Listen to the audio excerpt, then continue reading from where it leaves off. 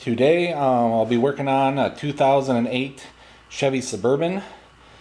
A couple days ago I was doing an oil change and I noticed underneath here, take a look, I saw this area of the pan, this little plastic shield in front of the engine was dripping oil, and you can see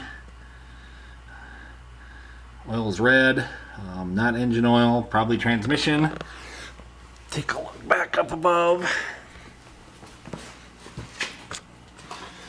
So right above that area, you can see the transmission cooler lines. Take a good look here. So the rubber hose part of the line appears to be oily. You can see down the bottom of that lower hose, pretty oily, wet and dirty. So those cooler lines are leaking, so I'm going to replace them. So I'm going to go ahead and pause the camera here and get that pan removed and get this up on jack stands so we can take a better look. Okay, I've got it raised up, so I've got a little more room to work. Got this pan removed from this area. Now you can see the lines from underneath. And you can see the one has got a drip just about to fall off of it, so pretty sure bet that that's what the problem is. So I'm gonna start the removal of these. While I'm under here, you can see there's a clip right here. You can reuse these, just pry the top and the bottom sideways, they'll come unhooked, and then this clip comes off and you can reuse it on the new lines. I think there's one more clip a little farther back, comes off the same way. So I'm going to pause again and get set up above and show you how to unhook the lines from the cooler. Alright, back up on the top side, show you where the transmission lines are. So we're on the passenger side of the radiator, and this is your transmission line coming in.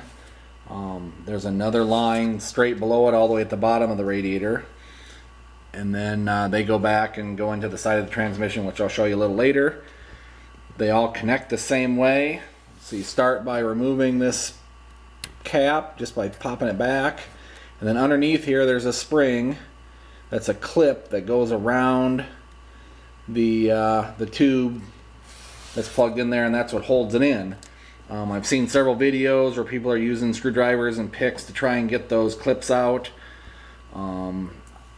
I wouldn't do that. They make special tools for that, especially the ones that are down by the side of the transmission. You're going to have a tough time getting up in there. There's not a lot of room, so I would highly recommend purchasing the proper tool. So what I've got here is a removal tool for the transmission cooler lines. You'll notice it's got a little flat edge with some grooves in it, and those grooves are meant to fit around the tube and then get up underneath the clip and then help you pry the clip open. I'm going to show you the packaging here so you'll get the part number you need. So this is the one I purchased. So there's your part number. You can look that up online. Go ahead and order that when you order your new transmission lines. That should get you what you need to take it apart. So this opens up and you put it around the tube and then slide it up and then just spin it a little bit till you find where it locks in, and it'll go in a little farther, and then you keep rotating it and you kind of feel it grab the spring and open it up, and then you just get in there and pull the line out. Simple as that. Right tool does a great job. So I'm going to show you the ones on the side of the transmission next. So I'm going to pause the camera here, and then we'll be underneath the vehicle. Okay, now we're underneath the vehicle on the passenger side. If you'll see the exhaust pipes coming down here. And the other thing I've done, there is a heat shield that was up on the side of the transmission in this area. Just 2 bolts to remove that. But that'll give you just a little more room to get up in there. Zoom in here. So your transmission lines are right up in this area. But like I said, they're tough to get to. There's not going to be any way for me to show you how to remove them while I'm actually doing it. So I'm going to go ahead and take those lines apart with the camera off, and then I can come back and maybe show you what it looks like afterwards. Okay, I wanted to show you this as I got the first one apart here. I'm looking from the back of the transmission forward on the passenger side. I was able to reach my right arm up from back here and use the little tool and get the bottom one loose, and then use my left hand, reached up from underneath, then was able to pull it out. Came out real easy. You can see I got the tool set up on the top one. I'm getting ready to remove that, but I don't see any other way you're going to get a little pick or screwdrivers or anything up in here to try and pop those clips out. So I'd really recommend getting the right tool to get this job done. I've got both tubes removed. The lower one on the cooler, I was able to get to that connection from underneath. Just was able to reach up there with the little tool and take it loose and get it out of there. So then both tubes pulled out under the radiator, under the bumper, out the front of the vehicle.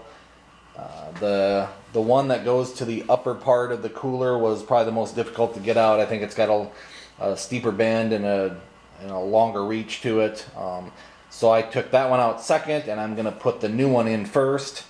So I just wanted to double check the new ones that I purchased. The shape matches the old tubes that I took out. So this one here was the lower one, and I'll show you the part number of that one that I got. So that's the Dorman brand. There are other brands, I'm sure you can cross-reference that one. And then the upper tube. So there's the part number for that one. So the next step, I'm going to put the new ones in, starting with the upper one. Just have to slide it in under the bumper and get it up and back through the path that the old ones were in, and then we'll be able to reconnect them. So do that stage, and we'll show you how to plug them back in. Okay, so I managed to get the new lines put in there. It was a challenge. The upper one, because it's got some more bends to it, that one was a real fight to get back in there. I would recommend taking real care in watching how the old one is removed. That way you can kind of follow that same path back and get the new one in there. But I did manage to get them in there, so the last thing I was going to show you is the connection. So all you need to do is take that new tube with the spring in there and just push them in till it clicks, and then snap the cap back over the top. You do that same thing for all the connections, and away you go. Put everything else back together. Be sure to check your fluid level. That information is found in your operator's manual, and good luck.